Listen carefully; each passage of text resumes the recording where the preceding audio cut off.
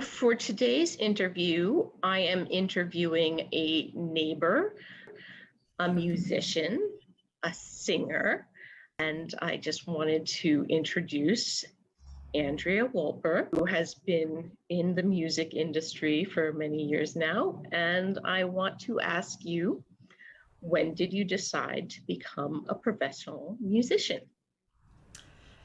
Thank you for having me. And you pronounced my name the way that I pronounce it. Yay! I guess it was a little bit of a process.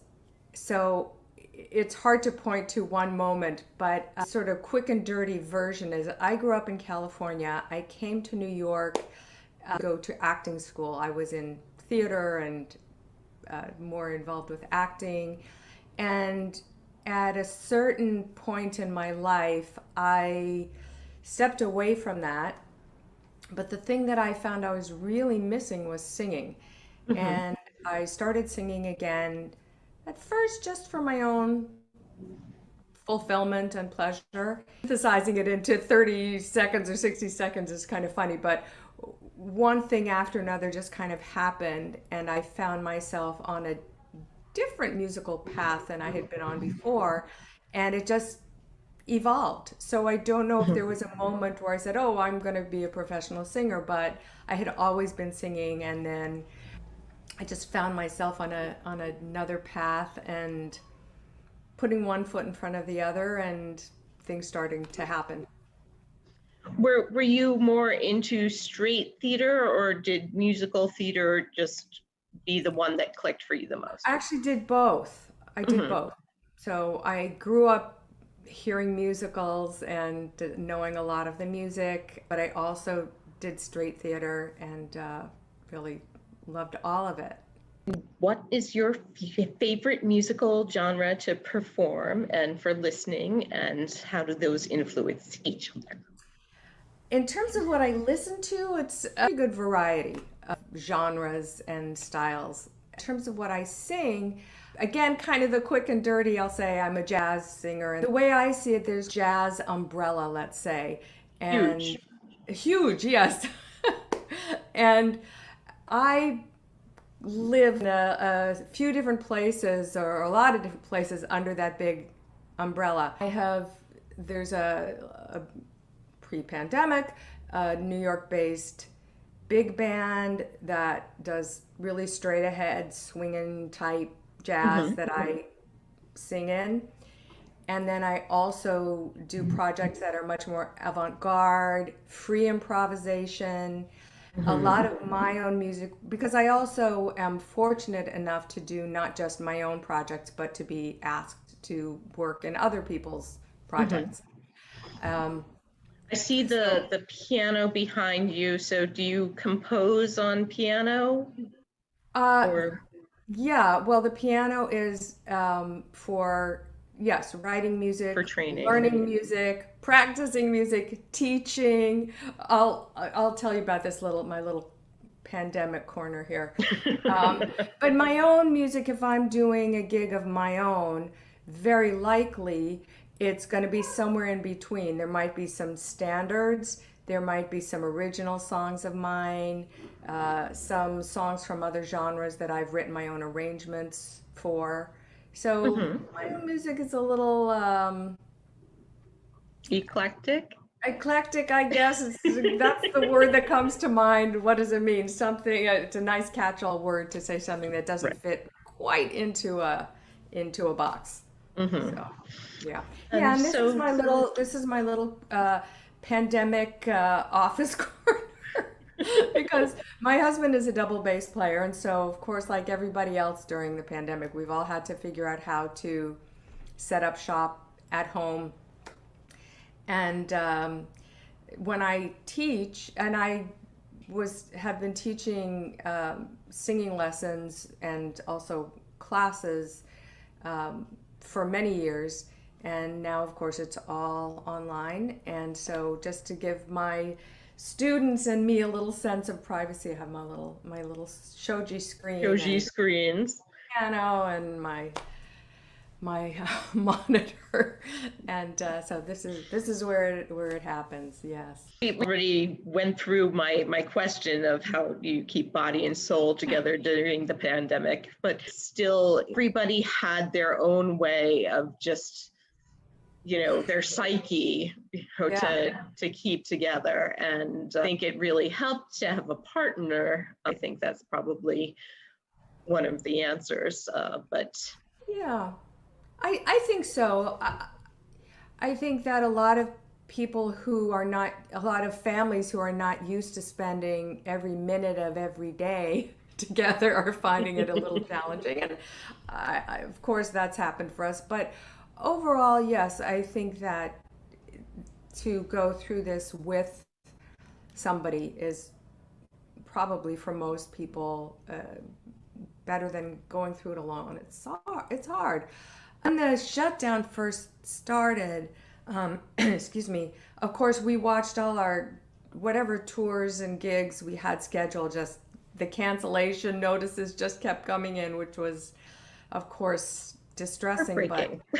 yeah, but because I had been at these residencies, I said to myself, okay, I can do this. I'll treat it as a residency. And I jumped in and I started working on just practicing music more, started making some videos that I had been wanting to make to go with some kind of quirky recordings that I had done.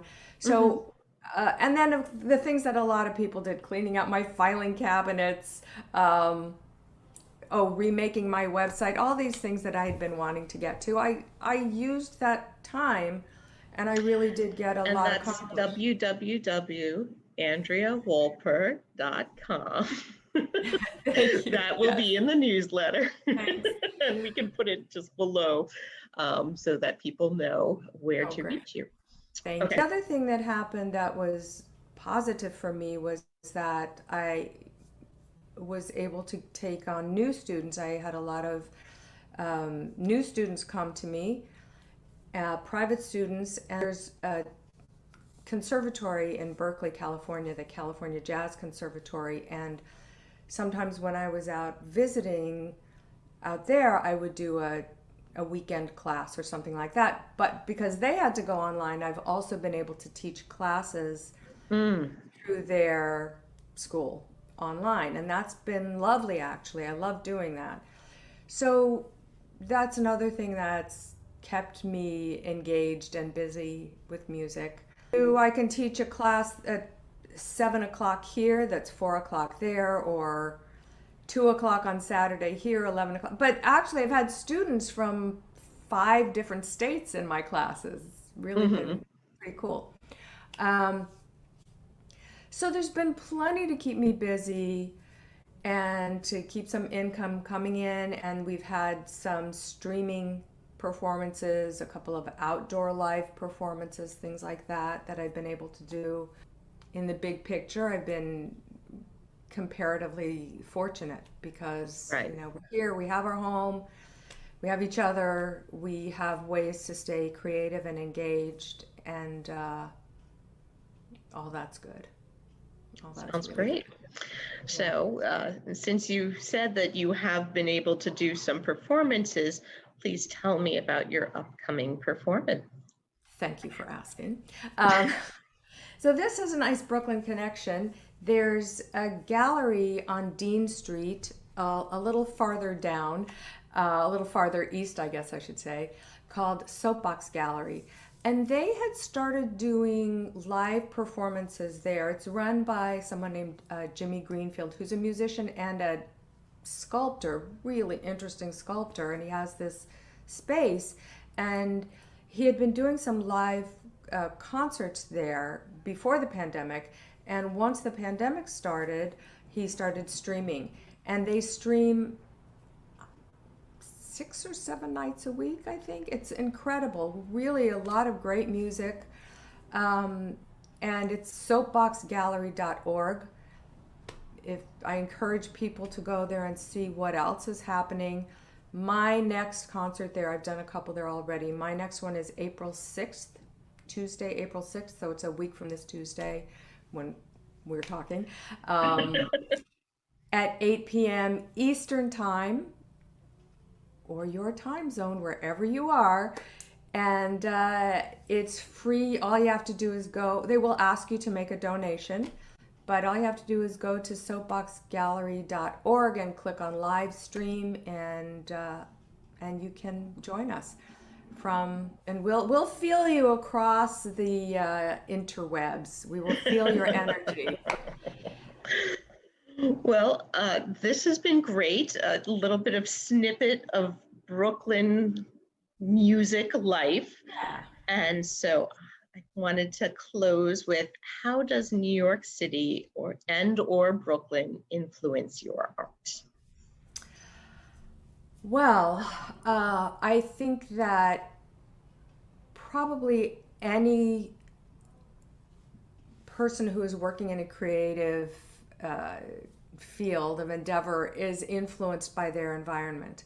I would never say New York is the only place to be for certain kinds of music. I think that's absurd. There are wonderful people creating wonderful music everywhere. And that's one of the things that's so beautiful about music. We do have in New York City and in Brooklyn, maybe especially, a very intense concentration. There are so many people creating so many kinds of music that fall under this big umbrella that we get the chance to be inspired by what so many people are doing and to interact with so many different people who are working at very high levels, a lot of skill, a lot of creativity, a lot of artistry. And that's, I think, one of the special things about being here is just the number of people working in this area that we get to know and interact with and work with. So even though I have a lot of people that I love to work with and that I will often call when I have a gig, there are opportunities to work with a lot of other people and then be exposed to their music and learn their music, and then that just feeds my own well. It just fills up my own well with more inspiration, more ways to think about music. And I am watching people's live streams a lot too. So I used to go out a lot to hear music. Right. And now I'm watching a lot of music, and so there's always a lot for me. You don't go to the Blue Note anymore, for now. Not lately, no. But that will happen once again, but it is kind of interesting to get to see people live streamed instead of live. It's kind of its own genre now. It is. I mean, I don't know quite what to think about it because I'm worried about the clubs. Some of the clubs have not survived already. Some of the clubs have already closed. Others are struggling. Others, I just hope that they make it. I don't know what's going to happen. And it's a concern. It is. Right. But the positive thing about live streaming is you don't have to be in the same city. I mean, people can tune in from anywhere. I can watch concerts wherever they're happening. So, there's been some lemonade in this time of lemons. Yeah. Okay. Well, thank you very much for this time. I really appreciate it. Thank you for inviting me. We actually have just met, not in person, but several times on the internet now. So it's nice. I was going to say it's great to actually, we interact with each other through our neighborhood group on Facebook, but to actually be sitting and talking to one another and seeing movement and animation and a little bit of your home and my little corner. It's nice. It's nice. It is. Thank you so much for asking me. I get to see you live streamed on the 6th. Yes. Okay. Have a great day. You too.